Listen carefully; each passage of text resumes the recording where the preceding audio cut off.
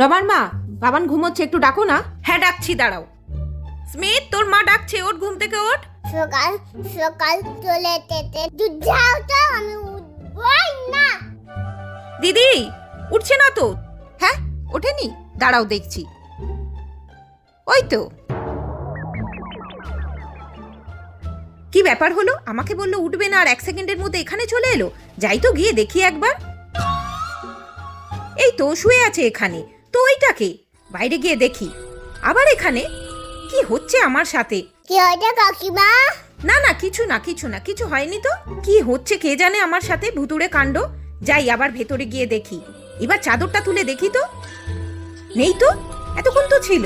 বাইরে গিয়ে দেখি। এবার সিঁড়ির কাছে। ভয় খাইয়ে দিয়েছি তো। যাই বাবা, চলে যাই।